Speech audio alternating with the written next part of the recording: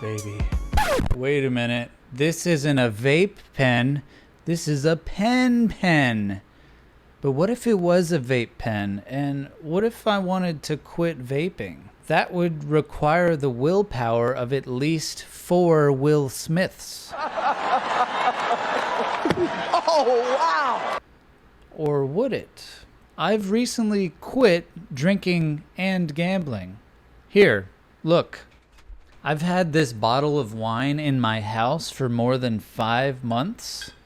It's a nice, bold red blend, my favorite, but I haven't been tempted to drink it. Oh, this guy just hates booze.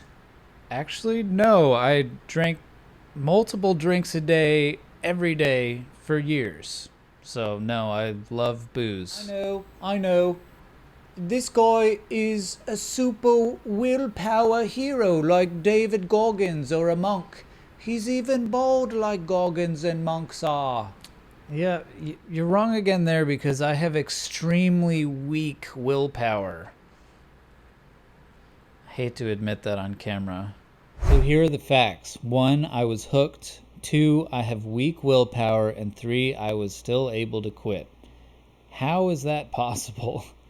Well, actually, quitting was easy. It makes sense that if I were able to quit and I have weak willpower, it would have to be easy or else I wouldn't have succeeded. Basically, now I prefer not to do these behaviors. And instead of fighting my desire for them, I just undermined the basis for that desire, and it worked. If you're considering quitting alcohol, be very careful if you're a heavy drinker, as withdrawal can kill you if you're not, careful. First thing you need, extensive theoretical understanding of your bad habit. And why? Because an unknown or undefined problem can't be solved. You need to know the problem inside and out. Know why, what, how, and when everything happens in regards to your bad habit. Bad habits thrive in darkness.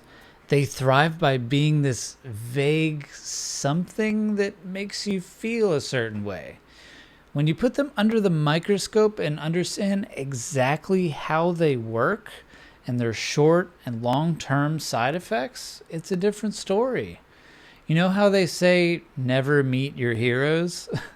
This is the same concept.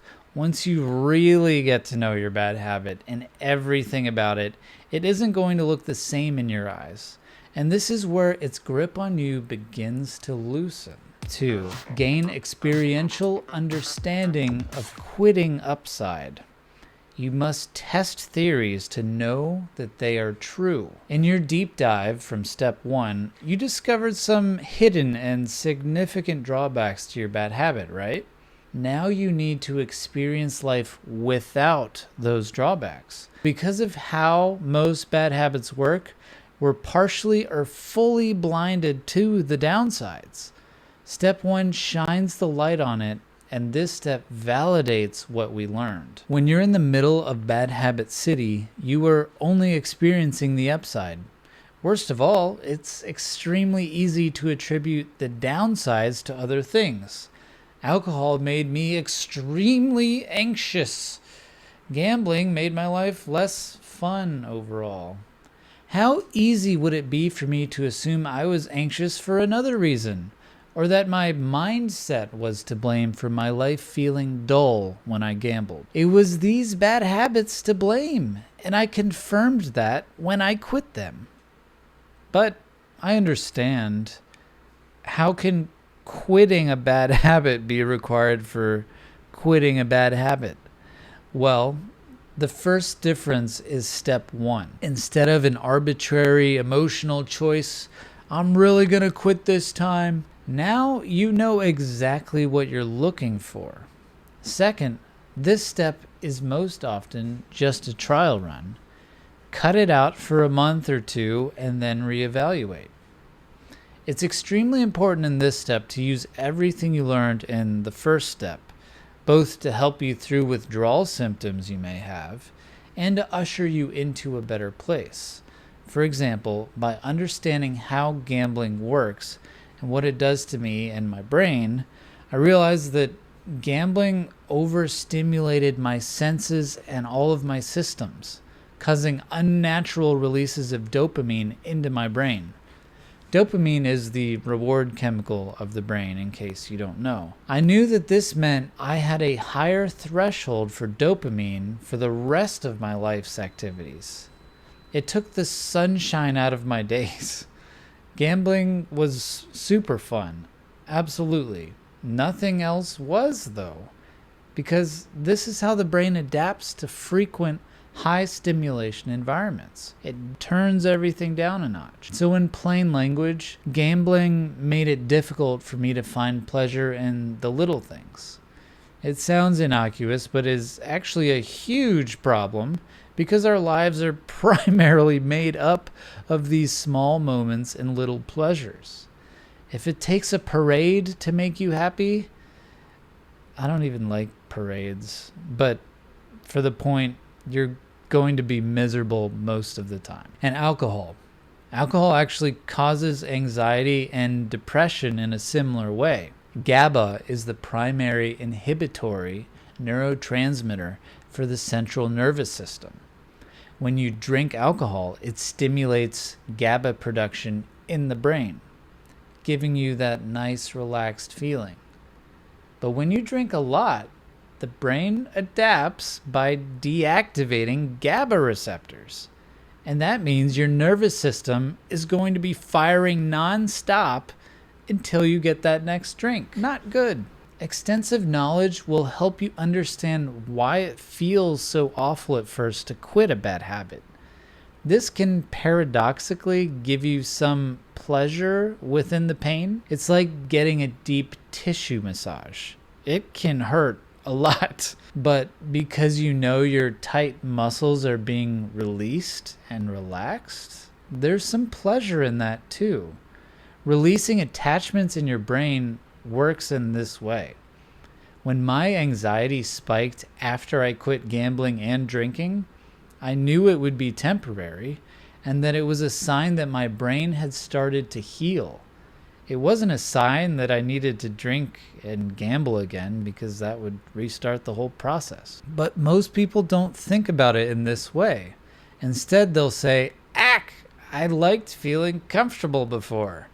They're unknowingly depriving themselves of a better life. Now, this final requirement must happen in conjunction with the other two, especially as you do a trial run of quitting the behavior. You must have at least one high-level value that your bad habit violates. Basically, all this means is you must care deeply, but this shouldn't be a problem. If a bad habit is damaging your life, it is likely violating multiple things that you value highly. Here are some of mine. Alcohol violated my physical health, my mental health, my awareness level, my quality of life, my ability to exercise consistently. That's 5 big ones right there. Gambling violated my mental health, my emotional health. I was frequently angry while gambling, and it also made me more angry in general because I don't like to lose. Financial health, appreciation of everyday life, and productivity. If you don't care about the negative effects of the bad habit, you have no reason to quit. This final step is critical because it changes the battle from a willpower battle into something you can't really stand to do anymore. That's why I have that bottle of wine and don't want to drink it. I don't see it as a fun, buzzed night like I used to see it. I see a weaker, less healthy version of myself right after drinking it. No thanks. And to be clear, I'm not judgmental of myself or anyone else for drinking or not drinking or gambling. Not drinking is just an easy choice that's personal to me for the factors I've mentioned. I was hooked for a time, blinded to what I know now. I only escaped its hold on me because I met all 3 of these requirements. I know exactly what alcohol does and how it works in the human body. I know all of my values that drinking violates. These are not moral values, but lifestyle values.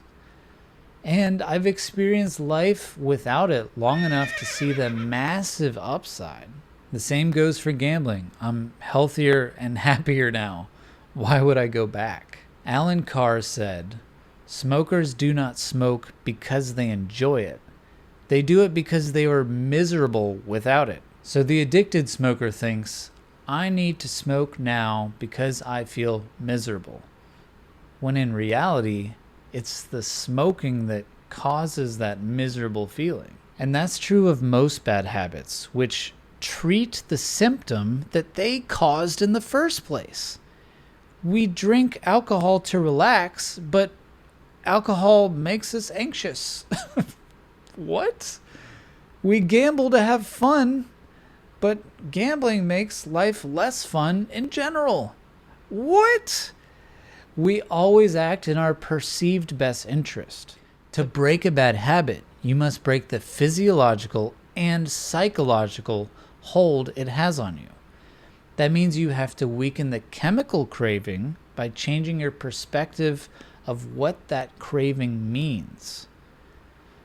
These 3 steps pulled me out of the haze and can pull you out too. Good luck. I'm Stephen Guise, the author of Many Habits, which is read in 24 languages worldwide. My books are the best investment you can make in yourself, and they cost you less than a sandwich.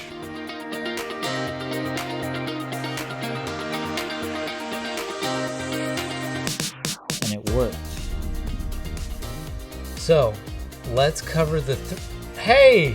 What the heck, man? Some guy just stole my sleeves. I dyed my shirt gray and grew my beard out.